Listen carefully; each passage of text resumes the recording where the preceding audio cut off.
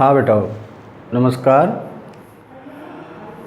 आज 11th class biology का अपना अगला लेक्चर शुरू कर रहे हैं। इससे पिछले लेक्चर में अपन ने तीसरा जगत पढ़ा था और ये जगत किसके पढ़ रहे हैं हम? HR विटेकर के द्वारा दी गई पंच जगत वर्गीकरण पद्धति या प्रणाली के जगत पढ़ रहे हैं एक एक करके। ठीक है, इसमें तीसरा जो जगत हमने पढ़ा था उसका नाम था फंजाई। फंजाई का मतलब कवक या फफूंद। अब ये अपना चौथा जगत कौन सा शुरू करेंगे हम? प्लांटी। ठीक है, सबसे पहले तो इसके नाम से हम थोड़ा सा परिचित हो लेते हैं। प्लांटी जो शब्द है वो किससे बना है? इसी शब्द से बना है, प्लांट। ठीक है, और प्लांट का हिंदी अर्थ होता है पौधा। ठीक है, और पौधा शब्द आते ही हम क्या अर्थ लेते हैं? हरा पौधा, हरा पौधा। तो कुल मिलाकर के प्लांटी जो जगत है इसमें किसको रखा गया है? हरे पौधों को रखा गया है ना। हरे पौधों के वर्ग कई सारे हैं, हरे पौधों के समूह कई सारे हैं। 5 समूह हैं इसके जो कैरोलस लिनियस ने बनाए थे, लेकिन उन पांचों में जो विशेषताएं हैं वो लगभग एक समान है ना। तो प्लांटी जगत में उन पांचों को रखा गया है, उनको नाम भी आएंगे इसमें। अब हम प्लांटी जगत को एक एक करके अपन पढ़ेंगे। इसमें फर्स्ट ऑफ ऑल पहला पॉइंट क्या रहेगा?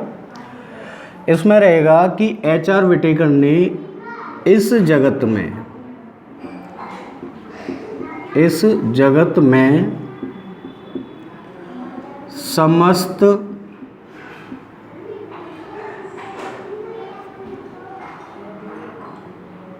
वनस्पति या इसके साथ हम क्या लें? समस्त हरे पौधों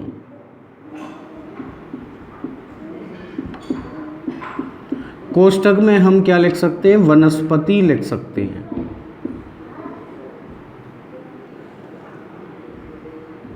को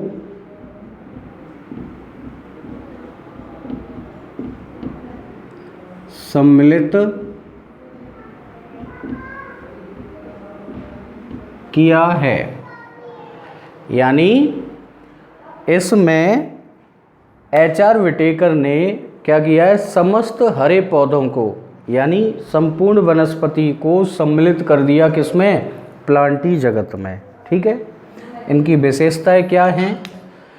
नंबर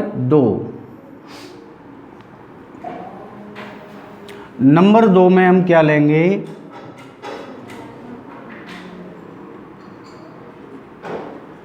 इनका शरीर। सबसे पहले हम कौन से पॉइंट लेते हैं? संरचना के। आप ये बातें ध्यान रख लीजिए, किसी भी जीव, किसी भी जगत का जब हम वर्णन करते हैं, उसके हम विशिष्ट लक्षणों को लिखते हैं तो उनके क्रम है निश्चित। यदि उस क्रम को आप ध्यान रखते हो तो आपको उस क्रम की सभी विशेषताएं भी अपने आप ध्यान आ जाएंगी। वो ध्यान क्या है? वो पॉइंट क्या हैं? जैसे सबसे पहले आप किसके बारे में लिखोगे? नाम की विशेषता, नाम की विशेषता ऑब्लिक सम्मिलित जीव। यानी सबसे पहले हमें ध्यान देना है कि कोई भी नाम जो दिया जा रहा है तो वो नाम क्यों दिया गया है, उसकी क्या विशेषता है, इसलिए वही पर्टिकुलर नाम उस जगत को, उस वर्ग को दिया गया है। और उस नाम जो दिया गया है उसमें कौन कौन से जीव सम्मिलित किए गए हैं। पहला पॉइंट तो अपन को ये ध्यान रखना है। दूसरे नंबर पर अपन लेके चलते हैं क्या? शारीरिक एवं कोशिका संरचना, है ना। दूसरे नंबर पर अपन किसके बारे में जानकारी देंगे कि उन जीवों की शारीरिक संरचना में क्या विशेषता है, उनकी कोशिका संरचना कैसी है, इसके बारे में 2-3 पॉइंट हो जाते हैं। तीसरे नंबर पर फिर आ जाते हैं अपन जीव के पोषण की विधियों के बारे में। पोषण विधियाँ, किस प्रकार का पोषण ग्रहण करने की विधि है, पोषण कैसे प्राप्त करते हैं। चौथे नंबर पर आता है पोषण के बाद जनन की विधियाँ, जनन की विधियाँ। और पाँचवें नंबर पर यदि आपको ध्यान हो तो अपन क्या लिख सकते हैं, उदाहरण भी लिख सकते हैं। अब आप खुद सोचिए कि जब हम इन 5 पॉइंट्स में किसी भी जगत का वर्णन करेंगे, है ना, तो इसमें हम अगर ये मान लें कि हम एक पॉइंट पर या एक इस विशेषता पर हम 2 पॉइंट भी देते हैं तो कितने हो जाएंगे, 9-10 पॉइंट हो जाएंगे, काफ़ी होते हैं, है ना। तो कुल मिलाकर के हमें ये क्रम ध्यान रखना है। इस क्रम में यदि आप किसी भी जगत का वर्णन लिखोगे तो आपको ऑटोमेटिकली उसकी जो भी विशेषता है वो थोड़ा थोड़ा ध्यान आ जाएंगी और आप उसका वर्णन आसानी से कर सकते हो, रटने की ज़रूरत नहीं पड़ेगी, है ना। तो रटना एक अलग चीज़ है और किसी चीज़ को समझ के पढ़ना वो, उसमें क्या है, फिर रटने की ज़रूरत नहीं पड़ती। यदि हम एक बार समझ लें किसी चीज़ को तो हमें रटने की ज़रूरत नहीं है। अब समझने वाली बात यह है, जैसे मान लीजिए मैंने यहाँ 10 पॉइंट आपको इसके कराए, जैसे प्लांटी जगत के मैंने 10 पॉइंट करा दिए। अब आप उन 10 पॉइंटों को लगातार रटना शुरू कर रहे हैं। 10 पॉइंट रटने हैं, मत रटो, आप इस क्रम को ध्यान रखो, 10 पॉइंट अपने आप आएंगे, है ना। तो ये क्रम आप ध्यान रखिए। चलिए, तो इसी क्रम में अपन भी आगे बढ़ रहे हैं। हमने सबसे पहले नाम की विशेषता, क्यों दिया गया है प्लांटी नाम, क्योंकि यहाँ किसको सम्मिलित किया गया, हरे पौधों को, वनस्पति को, हरे पौधे या वनस्पति को। सिंगल जो यूनिट होती है इसकी, सिंगल जो पौधा होता है उसको क्या कहते हैं, प्लांट कहते हैं, इसलिए प्लांटी नाम दिया गया है, ठीक है। और इसमें वनस्पति को सम्मिलित किया गया है। अब आते हैं हम संरचना पर। तो इनका जो शरीर है, इनका शरीर एक कोशिकी से बहुकोशिकी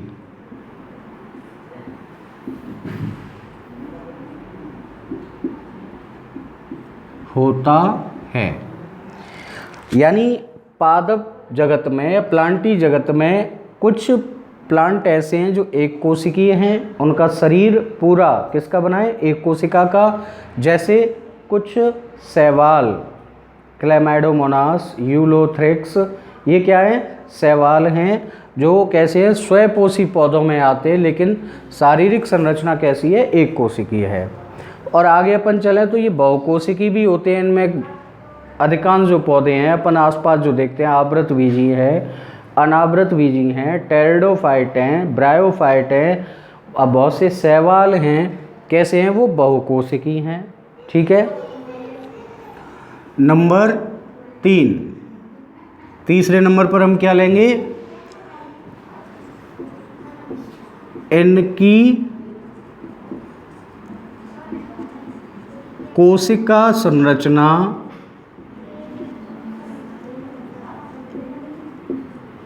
यूकैरियोटिक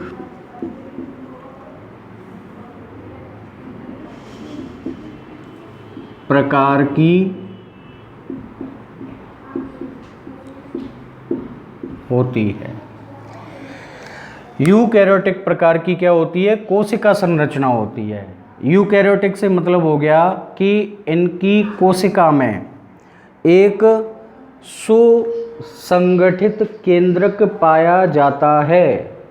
अगर आपने यूकैरियोटिक और प्रोकैरियोटिक में अंतर पढ़े हों तो प्रोकैरियोटिक के लिए तो आता है कि इसमें सुसंगठित केंद्रक नहीं पाया जाता, और यूकैरियोटिक कोशिका के लिए क्या आता है, सुसंगठित केंद्रक पाया जाता है। क्या होते हैं ये, देखिए एक नाम लिया हमने अभी, प्रोकैरियोटिक कोशिका,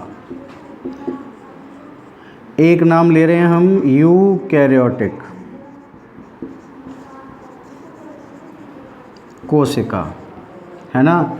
आपको यदि ध्यान हो तो दूसरे और तीसरे जगत में भी यूकैरियोटिक शब्द आया है, पहले जगत में केवल क्या शब्द आया था, प्रोकैरियोटिक।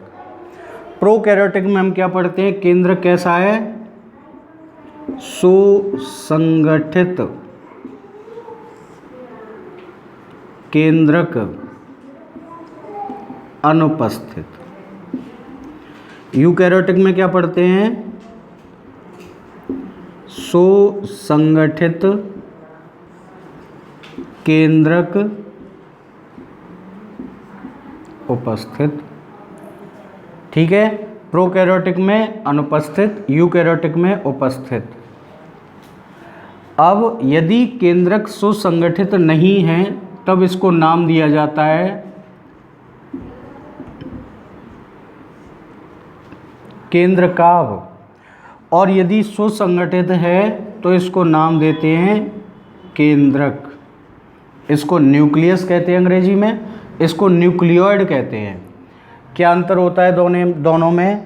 जैसे मान लीजिए एक कोई कोशिका है और उसका जेनेटिक मटेरियल यानी आनुवंशिक पदार्थ इस तरीके से खुला हुआ पड़ा हुआ है।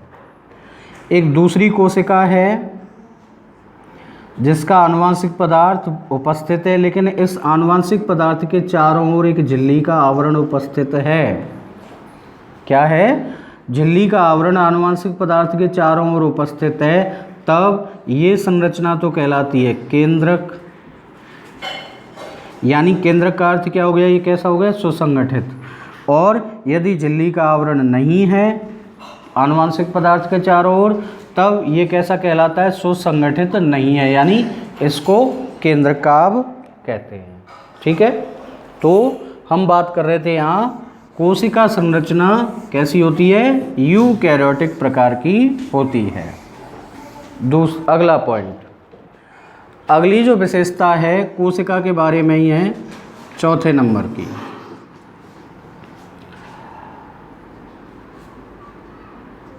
इनमें सेलुलोज व पैक्टिन से निर्मित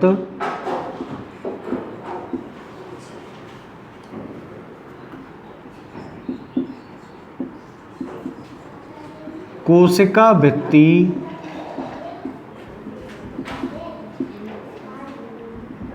पाई जाती है। ठीक है, यानी जितनी भी पादप कोशिकाएं हैं सब में क्या पाई जाती है, कोशिका भित्ति पाई जाती है, सेल वॉल पाई जाती है। और ये कोशिका भित्ति किसकी बनी होती है, सेलुलोज और पैक्टिन की मुख्यतः। इसके अलावा हेमीसेलुलोज भी पाया जाता है, लेकिन अपन मुख्य पदार्थों के नाम लिखते हैं तो इनमें सेलुलोज और पैक्टिन से निर्मित क्या पाई जाती है, कोशिका भित्ति पाई जाती है। ठीक है, अगला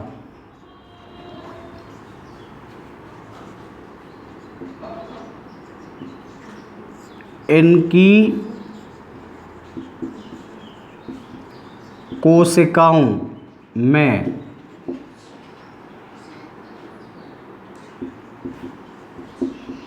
सुविकसित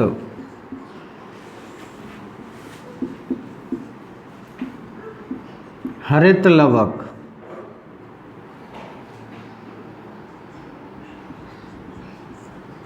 पाया जाता है, जो इनमें प्रकाश संश्लेषण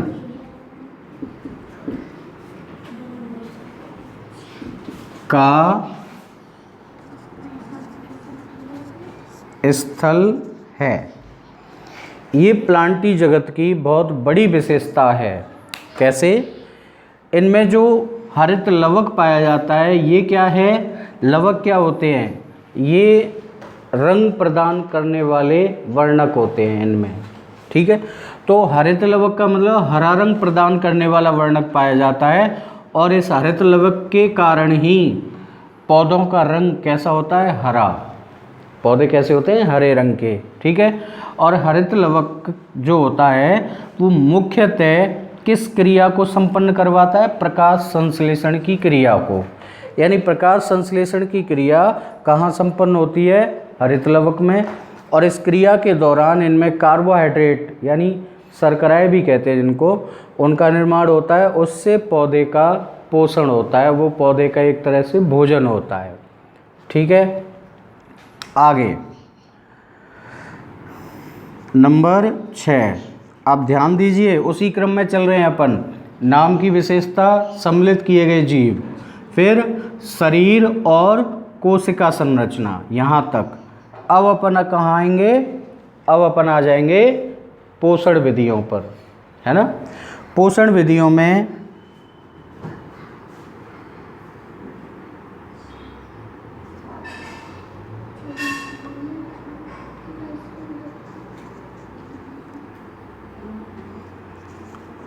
कुछ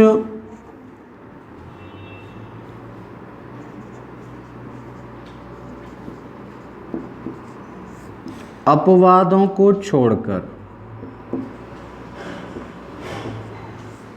कुछ अपवादों को छोड़कर संपूर्ण हरे पौधे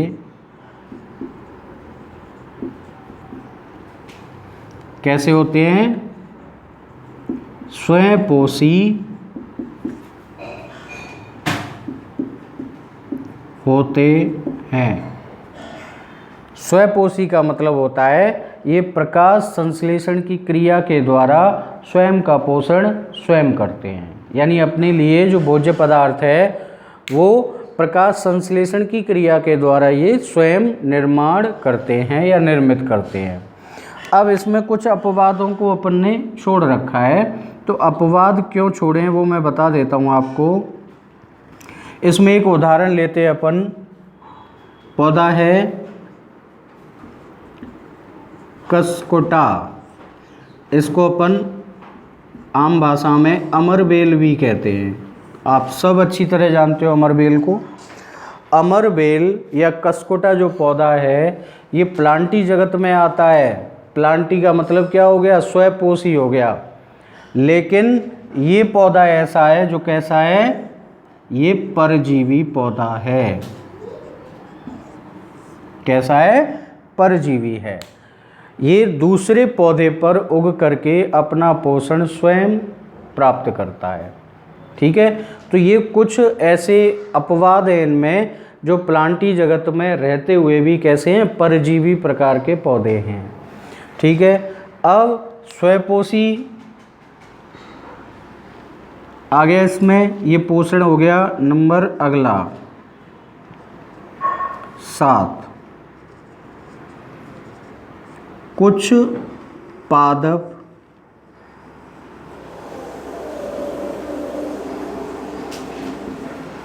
सहजीवी के रूप में भी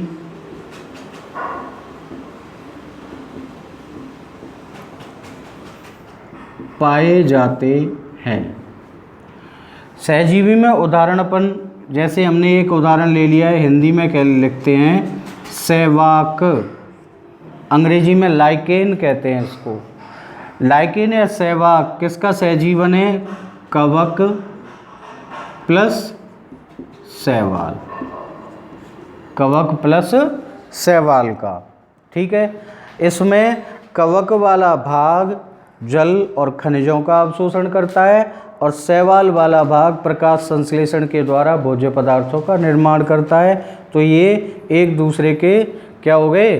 सहजीवन में रहने वाले हैं, तो ये सहजीवी हो गए। ठीक है, तो ये इसमें कुछ उदाहरण ही आएंगे ऐसे, जैसे सहजीवी के रूप में सहवाक या लाइकेन, है ना। इसी प्रकार से यहाँ जो अपवाद अपन छोड़ रहे हैं किसके? स्वयंपोषी के, तो उसमें हम कसकोटा या अमरवेल का उदाहरण ले सकते हैं जो परजीवी के रूप में रहता है ना। तो यहाँ हम कहाँ पहुँच गए? हम पहुँच गए पोषण की विधियों तक। पोषण की विधियों के बाद में हमने अगला क्रम अगर अपन आगे बढ़े तो क्या आती हैं? जनन की विधियाँ आती हैं कि इनमें जनन किस प्रकार का पाया जाता है, और फिर आ जाते हैं उदाहरण। ठीक है, तो अभी हम पोषण की विधियों तक अपन ने इसमें पढ़ा है। आप इनको दोबारा से पढ़ें एक बार। आगे जनन की विधियाँ और इसके उदाहरण आपको अगले वीडियो में, अगले लेक्चर में आपको बताए जाएंगे। ठीक है बेटा, तब तक आप पढ़िए इसको। धन्यवाद।